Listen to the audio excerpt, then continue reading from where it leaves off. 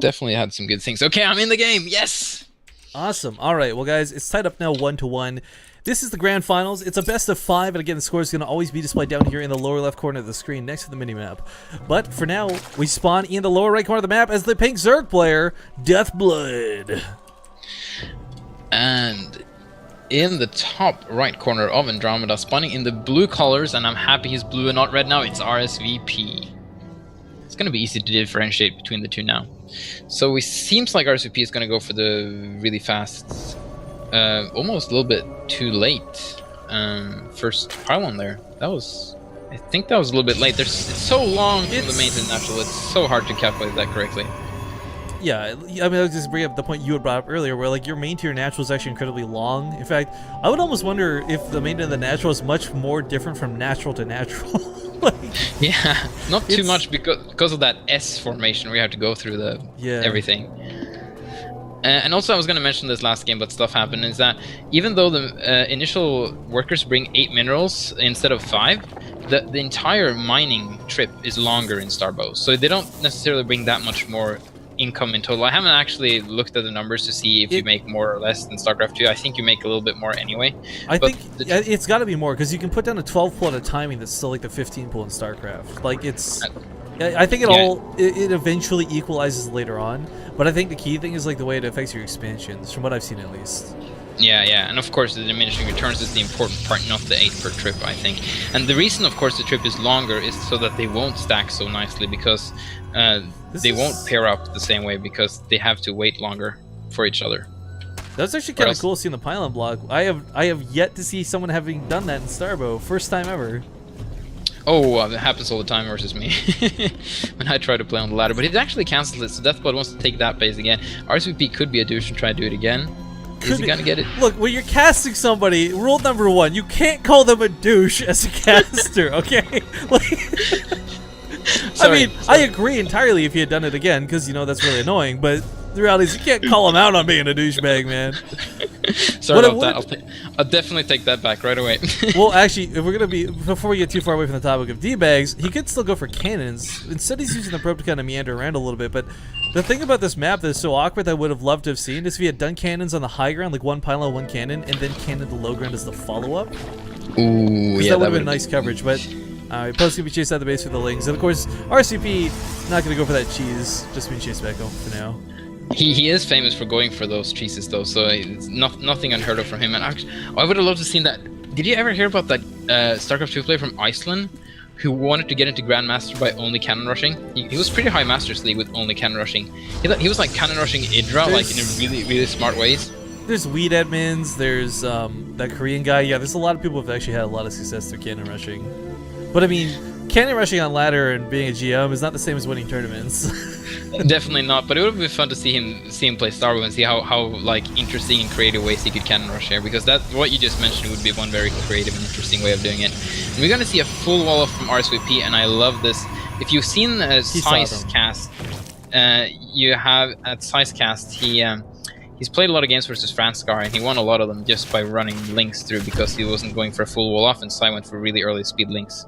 Well, I mean, that was the key thing. That probe that just died in the base, like, it saw those links coming across the map, so that was the real big, like, okay, you better wall this off, like, scout. But, quick shout out, guys, to mention, because Nightbot's not updated. I'm casting with Zephyus right now. He's one of the Starbow mod developers. This is not Namshar, it's not Zombie Grub, because Nightbot is giving wrong information. It's not so far away from. No, okay, yeah, no, I'm not Zombie Girl. Yeah, I like you, man, but you're not that pretty. You're not that close in voice either. I'll try and take that as a compliment somehow. Like, okay, right now the perfect thing that would blow me out of the water is if you could have done like a perfect Zombie Grub impression. I would have just like, nope, I'm walking away from this. I can't. I just can't. Oh no, sorry, I can't do that. But that would have been awesome. I agree, definitely. So we see Deathblood just going for an eco gamer, not just adding the Hydralisk speed. Never mind. Well, Hydra speed aside, I'm surprised he's taking his third in base, because Andromeda, the few times I've cast on it, we've seen players actually go for the expansions that are more like, I don't know if you want to call them ninja bases, but the corner base maps, where you take your third or even a fourth, and you just try to stick it somewhere on the map where you know rsvp is not going to be anytime soon, because it'll be tunnel visioning your base, or vice versa for rsvp to take a ninja base over, say, in the top left. And if like rsvp was to find that ninja base, he'd have to commit so much army to take that out that he would leave himself vulnerable in other places. So it's always not always, but it can be a good idea to try and ninja those bases out. I think it was even better in Brood War than it is in Starbow though, because it's easier to zone out and defend even more in Brood War than it is here. But I think the Hydra speed here is not for Hydra busting, it's just like my opponent has a lot of Zealots. I'm gonna need to have some units to defend, so I'm just gonna be safe and get some Hydras. Yo, I kind of wish too, I don't know if you guys have any plans for it, but like, I really miss watching the roaches in Starbow, because when Starbow like first kind of hit that big stride, and it was like super flavor of the month type thing, you saw a lot of people making use of roaches, and I think roaches in Starbow A look really cool, but also that tunnel mechanic is just, it's awesome. But you don't see anyone doing it anymore, because it's not effective in the macro game, it's only good for like early aggression.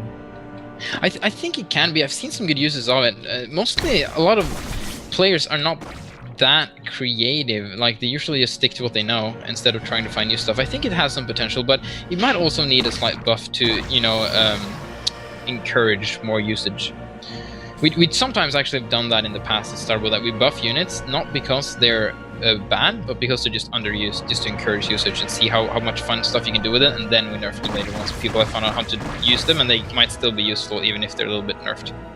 Well, this is a very awkward spot for rsvp. He's waiting for that speed to finish up before he goes for the attack, but he's also kind of funneled into his own base at the moment, so he'll come up with one Zelda at a time, but there we go. Leg enhancement kicks in, and off with a bang, he runs right into those Hydras in full retreat, but there's some Zerglings to cover this too. Let's not forget those were invested in very early on, and thank you, Phlogiston. Galsy! That was the name I was trying to remember for the Cannon Rusher, because I used to watch Galsy all the time. I was like, yeah, oh, Galsy. I couldn't remember his name for the life of me. That's the guy, that's the guy. Oh, so he loses +1? This is the story of rsvp. He loses upgrades before he can finish. Okay, he's gonna protect it with the Zealots though. I mean, the thing about Deathblood is he could technically try and stutter step to take away from these, but the Zealots move so much faster than the Hydras. They're guaranteed to connect at some point. But it's these Lings that keep the Zealots back instead of just tunneling full bore into the Hydralisks. Another Chronoblisk goes down. He's trying so desperately to get this up, but the reality is what he needs is more units. Who cares if you got +1 upgrades if you've got no units to benefit from it? Man, the micro Deathblood is just incredible, and he's doing so much work with these Hydras, and here we go, just flooding in, and there's very little rsvp can do about this. I never thought this would work as well. He's gonna get +1. No!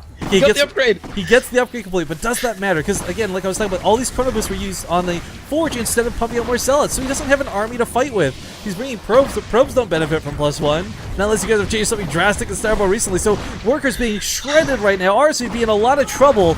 He's just bleeding units out left and right. Good game is going to be called, and Deathblood will take the lead now 2-1 in this best of 5.